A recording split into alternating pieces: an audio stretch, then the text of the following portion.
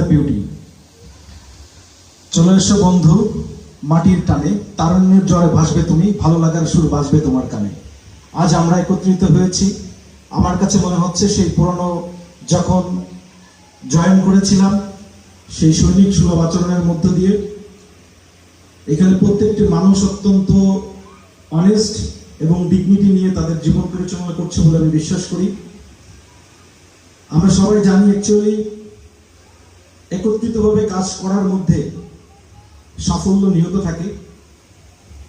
আমাদের প্রত্যেকের জীবনে, আমরা যেমন পার্থিব জীবনে আমরা আমাদের জীবিকা নির্বাহের জন্য কাজ করছি, এখানে বিচক্ষণ ব্যক্তিত্ব রয়েছেন, অভিজ্ঞতা সম্পন্ন মানুষ রয়েছেন, সবাই বলেছেন আমরা শুধু এই জীবনের জন্য কাজ করলেই হবে না, in any time we have to go out from here. আমাদেরকে এখান থেকে চলে যেতে হবে, চলে গেলেই হচ্ছে আমাদের আমরা কি কাজ করেছি সেইটার কিন্তু অ্যাকচুয়ালি অ্যাপ্রিসিয়েটটা হবে, মূল্যায়নটা হবে। তো আজকের এই সশস্ত্র বাহিনী অধিকার পরিষদ কর্তৃক আয়োজিত এই কর্মসূচির সম্মানিত সভাপতি সার্জেন্ট মোহাম্মদ রবিউল হোসেন, আজকে প্রধান অতিথি হিসেবে যে মানুষটি উপস্থিত রয়েছেন আমাদের মাঝে, টেকনাফ থেকে তেতুলিয়া, রূপসা থেকে পাতুলিয়া, যে মানুষটি এখনো তারুণ্যের জোয়ারে ভাসছে, ছুটে চলেছে দেশের এই প্রান্তে থেকে ওই প্রান্তে। এই আমাদের অবহেলিত আমরা যারা সামরিক বাহিনীর সদস্য, তাদেরকে অধিকার নিয়ে কাজ করার জন্য রাত ঘুম একাকার করে ফেলে, যে মানুষটিকে দেখে আমি নিজেও অনুপ্রাণিত হই। আমি চিন্তা করি ওই বয়সে এসে আমি কাজ করতে পারবো কিনা। আসলে কিছু মানুষ পরিশ্রম করে যায় আর তার ফলাফল পরবর্তী প্রজন্ম ভোগ করে। এই বাংলাদেশের ইতিহাস না শুধু বিশ্বের ইতিহাসের দিকে আমরা তাকালে দেখতে পাবো প্রত্যেকটি দেশের তার অর্থনৈতিক সামাজিক উন্নয়নের জন্য কিন্তু সামরিক বাহিনী একটি কঠিন ভূমিকা পালন করেছে।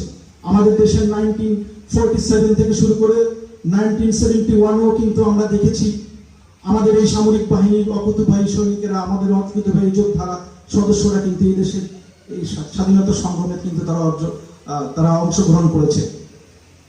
আমরা বীরশ্রেষ্ঠের দিকে তাকালেও দেখতে পাবো কিন্তু আমাদের এই ভাইয়েরা কিন্তু বীরশ্রেষ্ঠ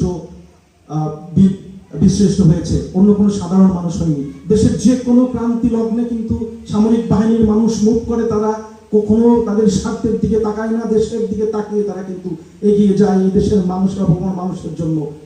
আমি দুঃখে ভারাক্রান্ত হৃদয়ে বলতে চাই, কোন সরকার আমাদেরকে নিয়ে ভাবে না, কোন রাষ্ট্রনায়ক আমাদেরকে নিয়ে ভাবেনি। আজকে যদি রাষ্ট্রনায়করা আমাদেরকে নিয়ে ভাবতো, তবে আমাদের কোন সেনা সদস্য আজ কোর্টের দ্বারে দ্বারে গিয়ে তাদের অবহেলিত হইতো না, তাকে নির্যাতিত হইতো না, নিপীড়িত হতো না।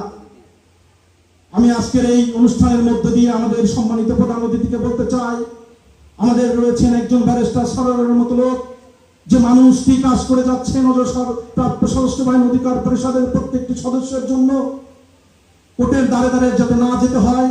আজকের এই প্রোগ্রামের মধ্যে ডক্টর ইউনূস সরকারকে বলতে চাই, আপনি একজন প্রত্যেকটি ডিস্ট্রিক্টে একটি করে স্পেশাল কোর্ট দিন, যে কোর্টের মধ্য দিয়ে আমাদের সামরিক বাহিনীর সদস্যরা যাতে তাদের বিচার প্রক্রিয়া সম্পন্ন করতে পারে। জীবনের যে জৈবনের সময়টুকু তারা পেয়েছিল, সেই জৈবনের সময় তারা জৈবনটাকে উৎসর্গ করে দেশের জন্য তারা নিবেদিত থেকেছে।